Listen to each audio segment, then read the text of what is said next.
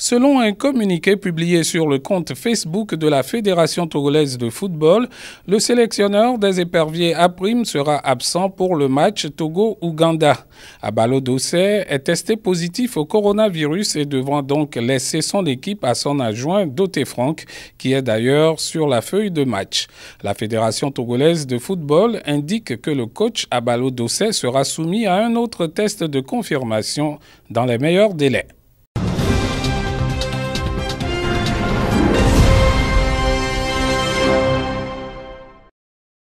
Depuis quelques minutes, le Togo joue au kit ou double dans le championnat d'Afrique des Nations. Les éperviers doivent obligatoirement sortir victorieux de la confrontation avec l'Ouganda s'ils veulent se donner une chance de poursuivre la compétition. À en croire les joueurs, ils ont été préparés pour une telle mission. Depuis le lundi soir, on ne fait que voir leur séquence de jeu, comment ils procèdent leurs attaques, comment ils se défendent, comment ils jouent leurs coups francs et autres.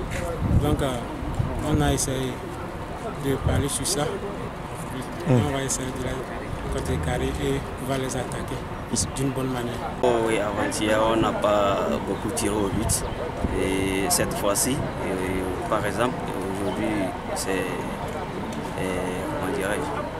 la séance là qu'on a fait avec le coach.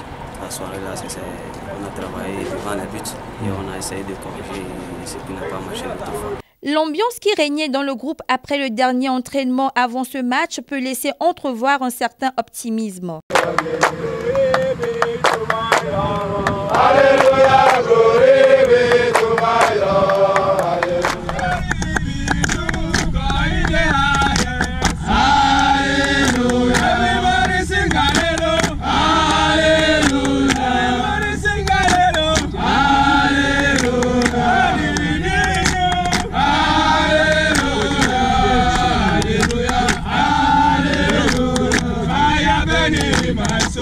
Il faut dire que les soutiens aux éperviers affluent de toutes parts pour les galvaniser.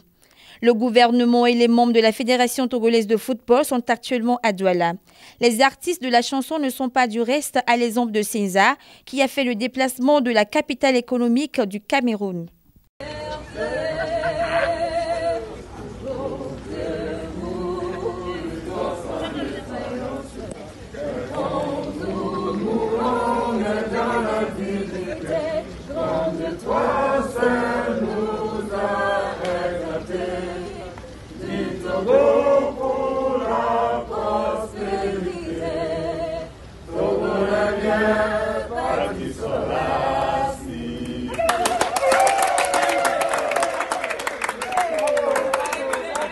La ferveur de l'hymne national et les prières du public togolais devraient permettre ce sursaut d'orgueil attendu chez les éperviers. On en saura un peu plus dans les heures qui viennent.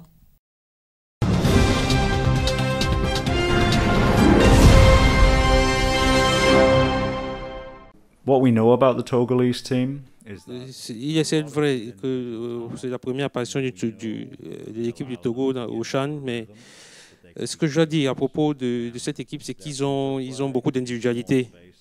Et si nous les laissons et de nous imposer à leur rythme, nous risquons d'être sévèrement punis. Donc, je crois que dans l'ensemble, c'est une bonne équipe dotée pétrie d'individualité. Pour ce qui est du match, nous n'avons pas procédé à des changements majeurs. Parce que le Togo, c'est une grande équipe. Nous avons procédé juste à des changements. Nous sommes sereins et puis nous savons que ça ne sera pas facile. Et nous savons que nous allons devoir mouiller le maillot pour pouvoir essayer si nous voulons remporter cette compétition.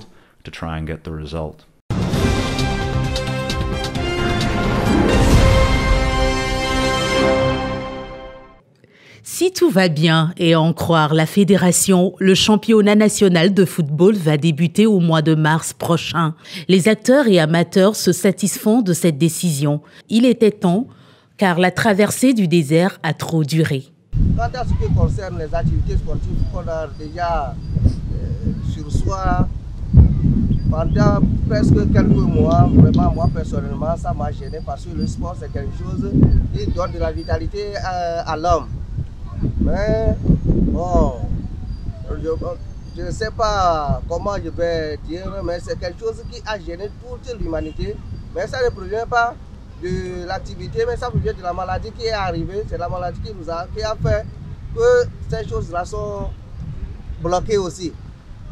Donc d'autant plus qu'il y a quelques jours, la ministre avait annoncé qu'on va reprendre les activités sportives.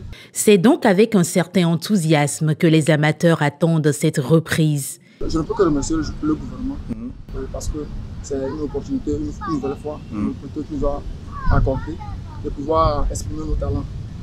Parce qu'on a fait plus de 6 mois sans jouer et puis on a beaucoup perdu. Maintenant, on va se rattraper. On ne peut que remercier le gouvernement. Comme indiqué par le ministère des Sports et des Loisirs, cette reprise des activités du foot au Togo se fera sous haute surveillance. Les restrictions dues à la pandémie du coronavirus imposent des rencontres à huis clos sans le moindre spectateur pour le moment. Moi, personnellement, ce qui m'inquiète, c'est que dans les autres pays, moi, je vois que sur les stades, les gens arrivent à rentrer. Mais par exemple, ce qu'elle avait annoncé la fois passée, on a dit que par ici, les gens ne peuvent pas rentrer sur le terrain pour suivre le match. Alors que c'est quelque chose qui nous aide à s'émerveiller, à oublier un peu nos soucis aussi. Si on peut le faire, selon moi, si on peut le faire, et par exemple si le terrain arrive à récupérer 1000 personnes, et on divise ça par 2, 500 personnes arrivent sur le terrain, pour moi ça me ferait plaisir. Que le ballon roule seulement sur les stades et que les fortes sensations reviennent. Le souhait de tous les férus du football togolais.